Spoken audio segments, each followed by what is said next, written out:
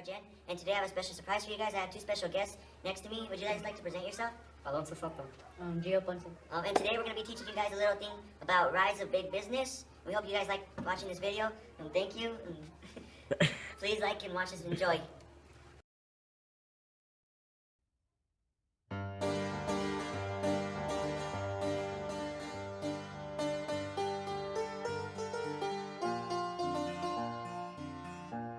Hello, my name is Christian Cordova, and today I'm going to be talking to you guys a little bit about development of corporations and monopolies. Let me say that one more time, development of corporations and monopolies. And to start off, I'm going to be reading a little bit to you guys, and my paper says, until the mid-19th century, most businesses were run by one person or family, which meant they were invested in that person or family, and they were mainly local. But when industrialization and railroads came, local businesses grew into corporations. So what this is trying to say is, back then, before industrialization and everything came, businesses were mainly local. So you wouldn't have anything like Walmart, or that'd be an example. You would have stuff like Walmart, Kmart, McDonald's. You would have like the local bakery, the local market. But then industrialization and railroads came. So then industrialization came, machines were being built to make products, to build products in a faster rate of time, and it really helped these local businesses grow into big corporations. And railroads were a main point in helping this too, because the railroads, when railroads came, they were able to transport all their goods and services around the country, not just in that local place. And then, instead of becoming local businesses, they grew into a corporation. And a corporation is a group of ownership in a business. In a corporation, a number of people share the business. So a corporation is just a bigger and better business.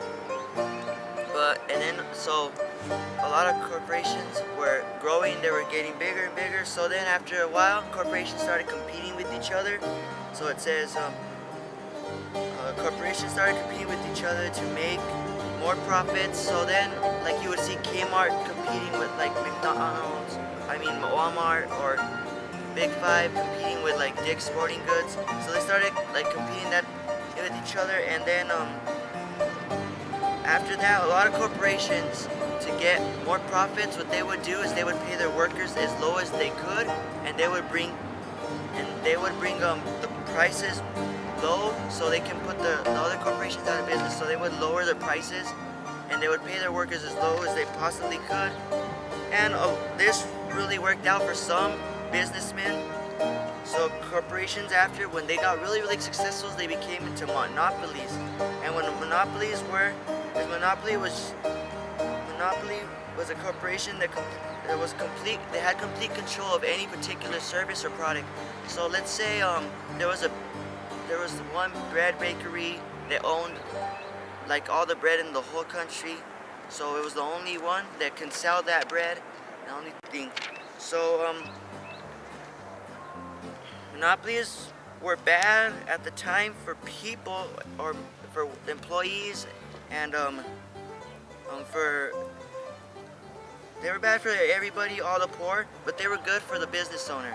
So it was bad for the business. It was good for the business owner because they had no competition. They could charge you as much as they wanted for their product or service, and it was bad for the employees or people because they were paying them as low as they could, because as low as they wanted. So let's say back then, when they had competition, they were paying their employees $1.50 an hour. Then when they were just the only company that was able to like sell or do anything, then they would just pay their employees 50 cents. So they could do whatever they want because there was no competition. They didn't have to worry about competition.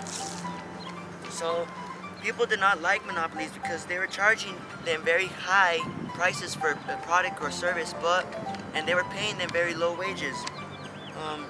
At first, the U.S. thought that successful businessmen or corporations were good for the country. They were going to be good for the country. They were going to affect them like in a positive way. But then they started realizing that. So before they started realizing they were bad, they used to call them captains of industry. And captains of industry were like the guys who were like going to fix the country, make the economy better. But they didn't. They just helped themselves. So then after that, they called them something. They called them robber barons, and robber barons were just simply people who businessmen who would like screw over the poor. They would pay low wages, charge high prices, and that's pretty much what it was. Then the U.S. government finally realized monopolies were financially hurting people, and even the rich, because they were taking them out of business. They were financially hurting them, so they made them illegal. And that's about it. So that was my section. I hope you guys liked it. Thank you. Bye.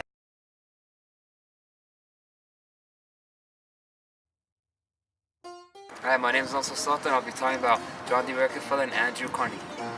When the industry grew and the corporation started, there were two very powerful businessmen in the U.S. known as John D. Rockefeller and Andrew Carnegie. John D. Rockefeller was an oil tycoon that owned Standard Oil Company. Rockefeller made deals with the railroads to increase his profits, but later on he bought the railroads so he would not have to pay transmission. John D. Rockefeller saved money and increased profits by using a system called horizontal integration, which means to buy our competitors, like the ones that he's competing against. And John D. Company was also successful by they owned 90% of the oil of the U.S. John D. Rockefeller saved tons of money by saving one drop of steel per the barrel he used. Basically, what he did was he was a businessman who owned he owned his own oil company. And what he did was he saw that there's other people selling it. So he made deals with them and started like making sure he bought them out, so he could have been the only one. So if someone wanted to buy oil, he's the only one that they had to go for oil. For train companies, he made sure that he sold them, gave them a specific amount of money so they wouldn't send other people's oils.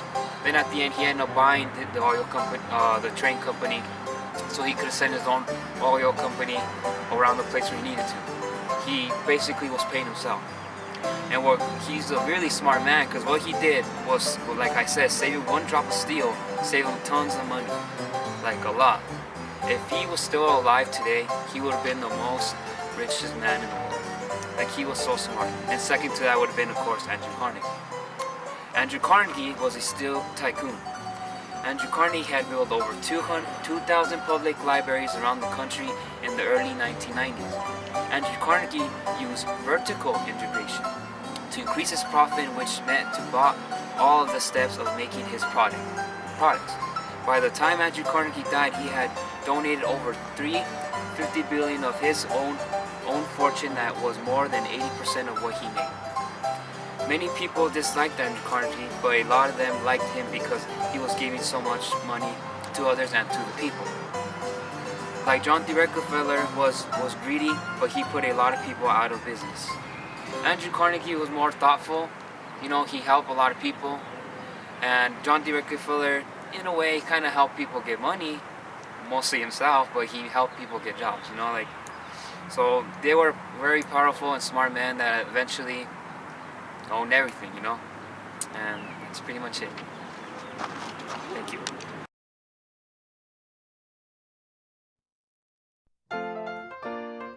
Hi, my name is Gio Ponce, and I will be talking about the trust and the trust busting.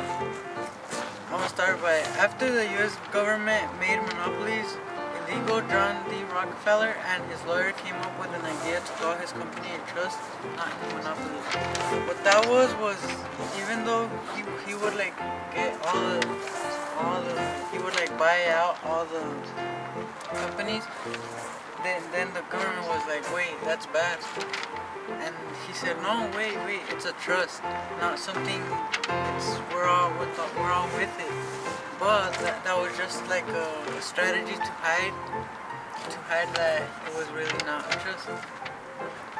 A trust is a board of member owning a company, but in reality there was just one owner. So that's John D. Rockefeller owning all the companies out.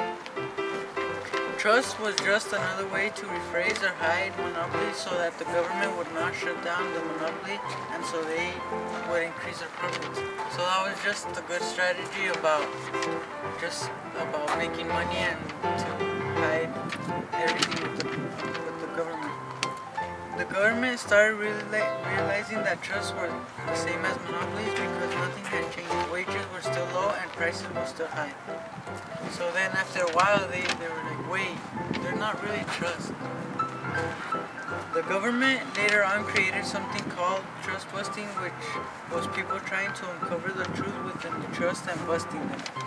So later on they did that, the trust busting. And then trust busters would go through financial files to try to find proof that a trust was actually a monopoly.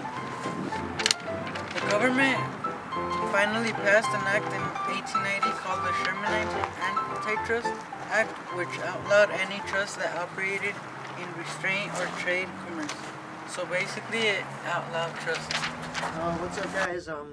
I know this video is a little different than what I usually do, but it was for a school project, and I hope you guys liked it. Please like and subscribe. Comment below. Click the like button below. Tell me guys what you think. If you guys liked it, I appreciate it. But please subscribe to me too. It'd really be really helpful. I know this is a little different than what I usually do, but just, you know, something you guys can learn about, something you didn't know about the U.S. So it was kind of fun to work with those guys. So I love you guys. Please like and subscribe, and bye. Just, I guess I'll record right here. You can record over there, and I don't know where Gio will record. You okay?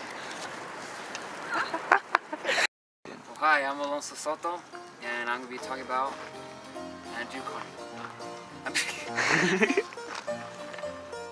Hi, my name is Alonso Soto, and I'll be talking about John D. Rockefeller and Andrew Jackson. Andrew Jackson? Andrew Carnegie. When the industry grew up and the corporation started where they were two powerful businessmen. What are you doing? Also John Rockefeller and Andrew Carnegie. The John Rockefeller... Who's that? The little kid.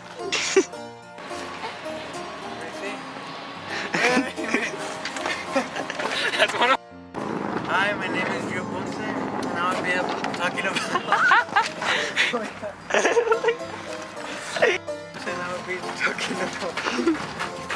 What are you doing? Hey. My name is Gio. Oh, snap a minute.